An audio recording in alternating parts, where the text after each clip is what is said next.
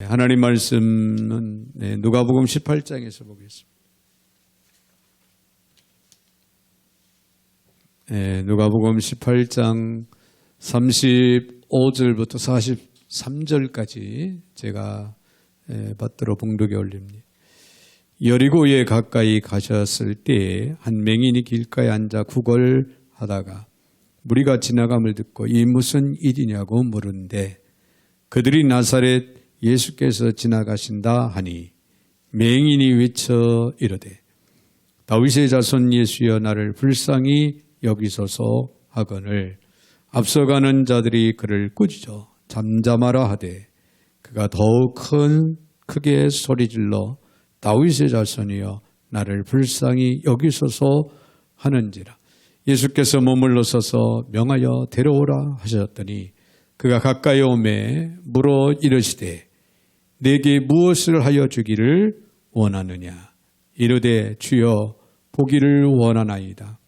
예수께서 그에게 이르시되 보라 내 믿음이 너를 구원하였느니라 하시매 곧 보게 되어 하나님께 영광을 돌리며 예수를 따르니 백성이 다 이를 보고 하나님을 찬양하니라.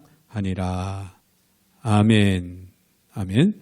43절까지 받들어 봉독이 올렸습니다.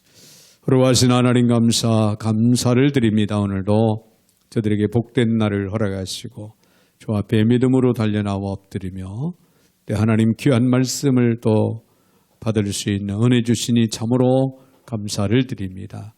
오늘도 저들의 마음의 문을 열게 하시고 주님을 향한 뜨거운 마음 사모하는 마음으로 말씀을 받기에 부족함이 없도록 저들을 세우사 성령으로 말씀으로 충만한 시간 되게 하여 주옵소서. 오늘도 부족한 종의 입술을 주관하시고 사용하시되 우리 하나님 홀로 영광을 받아 주옵소서. 예수님의 이름으로 기도하옵나이다. 아멘. 아멘. 할렐루야. 우리 한번 옆에 분들하고 인사하겠습니다. 인사하실 때 경청은 기적의 시작입니다. 여러분 이웃을 향한 들을 수 있는 마음의 자세를 갖는다는 것은 매우 중요한데 이것은 곧 기적의 시작이다. 여러분 위대한 소망을 가지고 경청할 수 있는 지혜가 있어지기를 바랍니다. 스티븐 코비라고 하는 분이 책을 성공하는 사람들의 7가지 습관이라는 책을 썼는데요. 그 경청의 중요성을 이렇게 거기에서는 강조를 합니다. 특별히 그런 성공하는 사람들에게서 발견된 공통적인 그런 습관 가운데 하나는 바로 경청한 다음에 다른 사람을 이해시키는 것이다 라고 그렇게 이야기를 하고 있습니다. 특히 스티븐 코비는 다른 사람들의 말을 들을 때 5가지 수준의 태도로 듣는다고 밝히고 있는데요.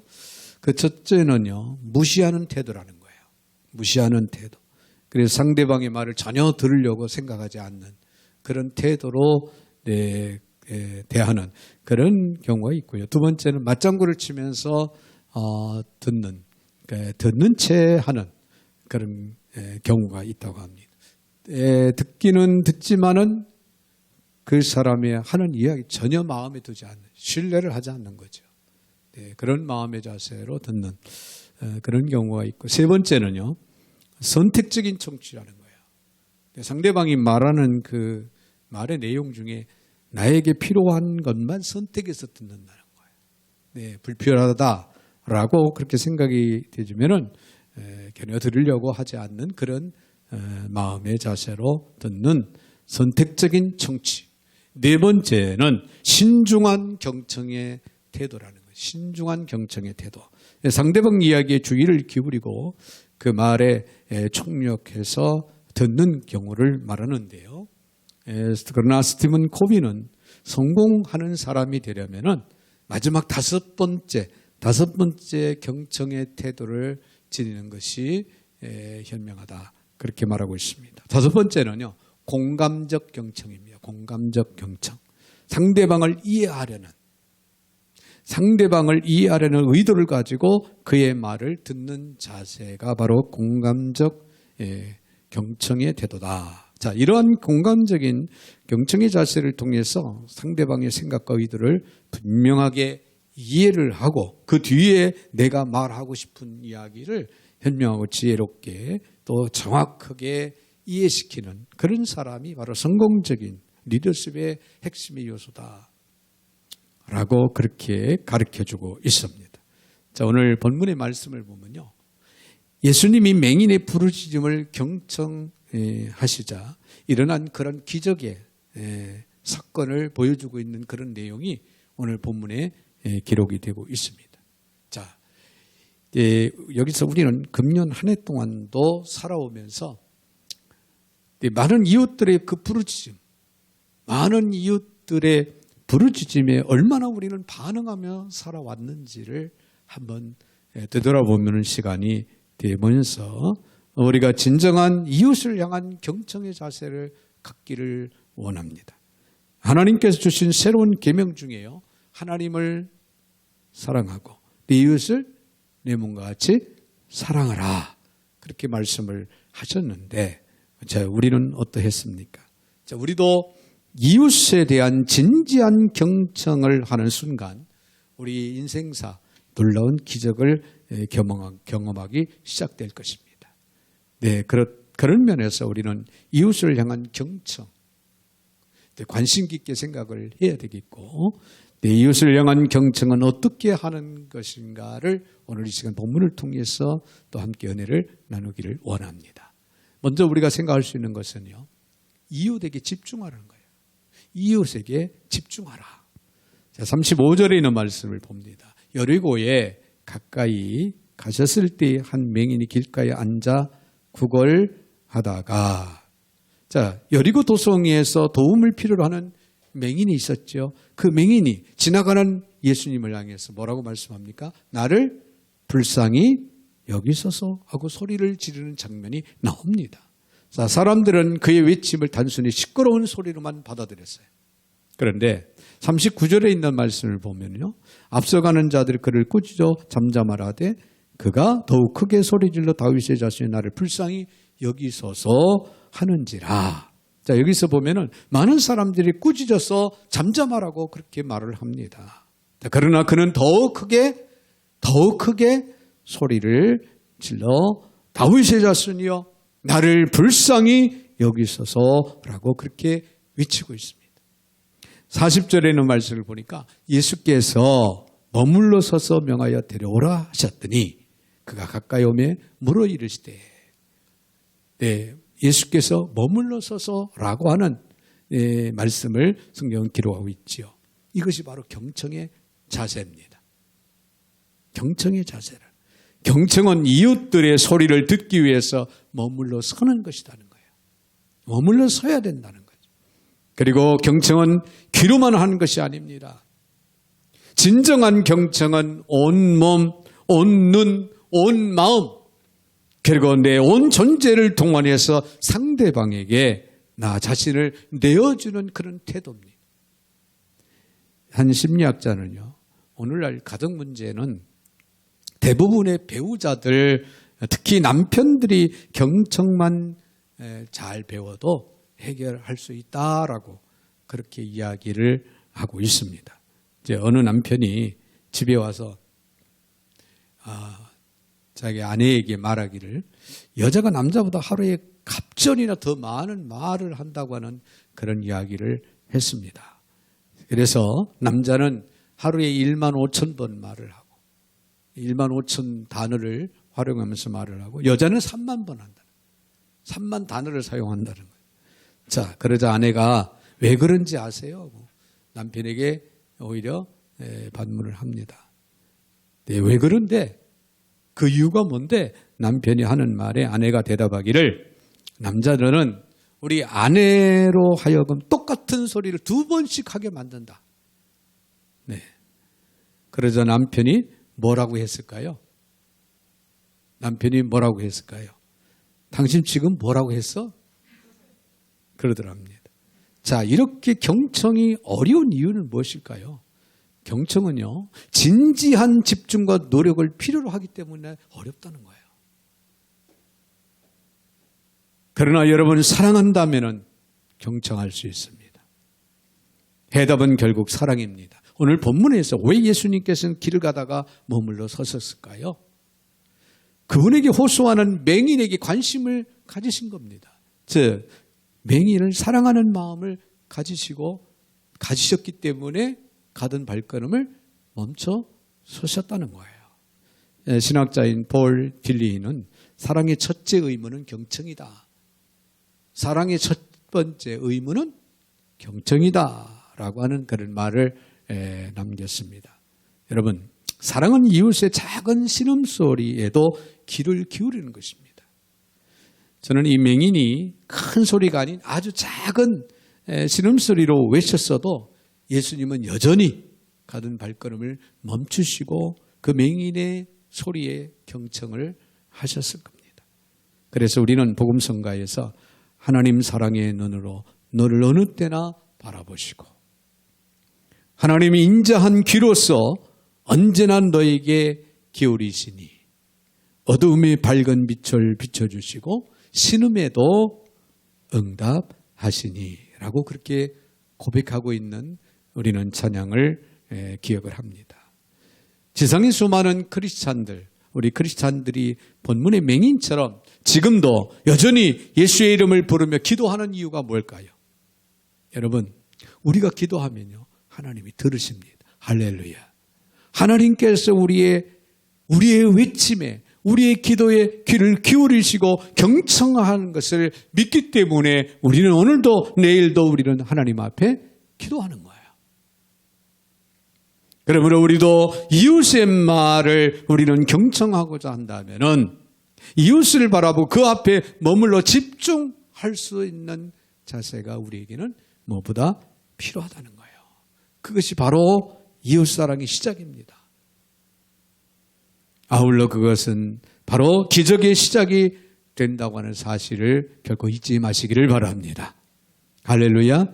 그런가 하면은요, 이웃의 마음의 소리를 듣는 자세가 또 필요하다는 거예요.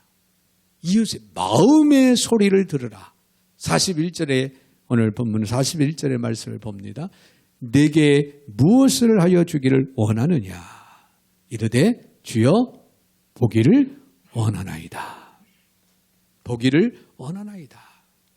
39절 40절을 다시 한번 봅니다. 네, 앞서가는 자들이 그를 꾸짖어 잠잠하라 하되 그가 더욱 크게 소리질러 다윗의 자손이 나를 불쌍히 여기소서 하는지라. 예수께서 머물러 서서 명하여 데려오라 하셨더니 그가 가까이 오매 물어 이르시되. 그랬죠? 자, 사람들의 만류에도 아랑곳하지 않고 더욱 소리 높여 부르짖는 맹인의 그 외침을 들으시고 주님께서 그를 부르신 사실을 여기서 우리는 볼 수가 있어요. 즉 맹인이 예수님을 향해 부르짖자 예수님과 동행하는 사람들은 그에게 잠잠하라고 꾸짖죠. 동행하는 사람들은 지금 주님이 영광스러운 세속적인 메시아 왕국을 건설하기 위해서 예루살렘으로 가시는 것을 그들은 그렇게 믿었습니다. 그런데 주님께서 속히 예루살렘에 입성하기를 그들은 바라고 있는데 지금 맹인이 예수님의 발걸음을 멈추게 만드는 거예요. 다윗의 자손 예수여 나를 불쌍히 여겨달라고 소리 지르면서 예수님의 발걸음을 지체하게 만드니까 거기에 동행하는 사람들은 맹인의 부르짖음을 귀찮게 받아들이고 잠잠하라고 하는 거예요. 그러나 맹인은 더 크게 소리 질렀다고 그랬죠. 그때 예수님은 아무도 거들떠보지 않는 거지 맹인을 친히 뭐라고 하십니까? 가까이 오라고 부르십니다. 가까이 오라고 불러요. 그의 간절한 소원이 무엇인지 귀 기울여 주시는 예수님의 자비를 여기서 우리는 엿볼 수가 있습니다. 일찍이 심리학자들은 이런 작업을 가리켜서요. 제3의 귀로 듣는다라고 그렇게 말해왔다고 합니다. 여러분 상대방은 표면적으로는 나를 공격하고 비난하고 있을지 모르지만 심층적으로는 나에게 도움을 기대하고 있을지도 모른다, 그런 얘기예요. 그래서 이웃을 돕고자 하는 모든 사람들은 이웃의 소리를 마음으로 듣는 연습이 필요하다는 거죠. 마음으로 들으라. 이런 마음이 바로 제3의 귀다, 그렇게 이야기할 수가 있습니다. 상대방이 아직도 스스로의 마음을 열기를 두려워할 수가 있지요. 그렇거든 상대방의 마음을 열도록 그 마음의 이야기에 공감을 해 보십시오. 이것이 공감적인 경청이다. 우리는 그렇게 이해를 할 수가 있습니다.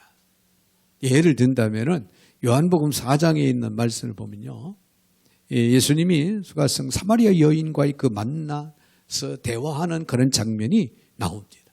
그때 예수님께서 수가성 여인에게 뭐라고 그래요? 사마리아 여인에게 뭐라고 말씀해요? 물을 좀 나에게 달라. 물을 달라.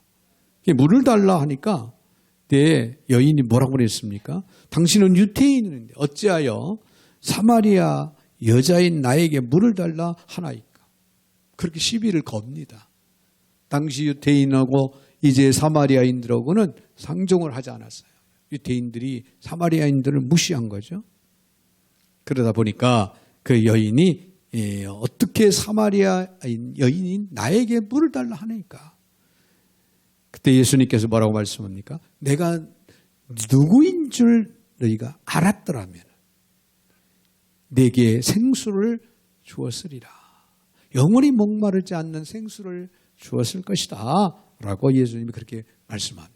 자, 여기서 물을 준다니 내 조상 야곱보다 당신이 더 위대하냐, 조상 이야기까지 꺼내면서 이야기를 합니다. 이때 예수님이 취할 수 있는 가장 쉬운 방법은 뭐라고 생각합니까? 싫으면 관둬라. 싫으면 관둬라. 이렇게 이야기하면 내 그만인데 예수님은 인내함으로 그녀의 말을 계속해서 경청을 하십니다. 내가 주는 물을 마시는 자는 영원히 목마르지 아니하리라.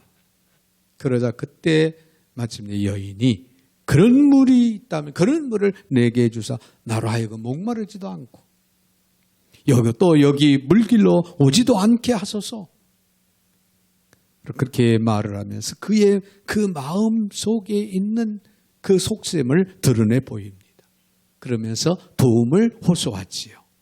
여러분, 상대의 마음이 어느 정도 준비가 되어 있거든 예수님처럼 단순한 질문을 해도 좋다는 거예요. 오늘 41절에 내게 무엇을 하여 주기를 원하느냐. 내가 당신에게 무엇을 도와주면 되겠느냐. 이런 질문을 던질 수가 있다. 그런 얘기예요. 그러자 맹인은 뭐라고 하니까 진심을 토로하게 됩니다. 조금 전까지 소리를 고래고래 지르면서 다윗의 자손 예수여, 예수여, 나를 불쌍히 여겨달라고 소리 질르던 그 맹인이 예수님의 그 질문에 뭐라고 답을 합니까? 주여 보기를 원하나이다. 심층적인 그런 마음의 고백을 토론합니다. 주여 보기를 원하나이다. 그렇습니다. 제가 무엇을 해드리면 좋겠습니까? 하는 이 단순한 질문만 잘해도 마음을 열 준비가 된 수많은 상처받은 이웃들이 우리를 기다리고 있다는 거예요. 경청은 이웃의 마음의 소리를 듣는 것입니다.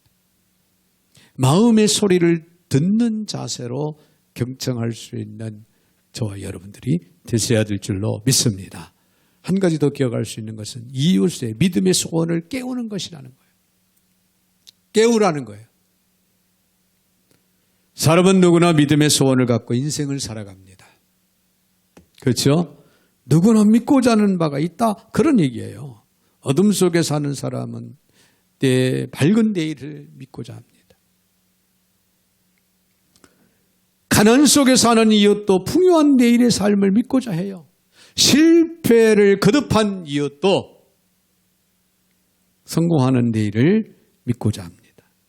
병약한 이웃도 건강이 회복된 내일을 믿고자 합니다. 본문의 맹인도 어떻습니까? 얼마나 눈을 떠보고 싶은 믿음의 소원을 갖고 그가 살아왔겠습니까? 헬라어로 보다 단순히 보다의 의미보다는요, 다시 보다는 뜻을 지니고 있습니다. 무슨 얘기냐면은 이로 인해 이 말씀을 우리가 이해를 한다면은 그는 전에는 맹인이 아니었다는 거예요. 더 중간에 맹인이 된 그런 맹인이라는 거예요. 네. 오늘날 장애인들을 봐도요, 비장애인으로 살다가 본의 아니게 재난, 어떤 사고로 인해서 장애인이 되는 경우가 오히려 더 많다는 거예요. 그런데 오늘 이제 본문의 맹인도 역시 중간에 맹인이 된, 그러니 여러분 생각해 보세요. 눈을 뜨고자 하는 욕구가 다른 사람들보다 더 강하였다.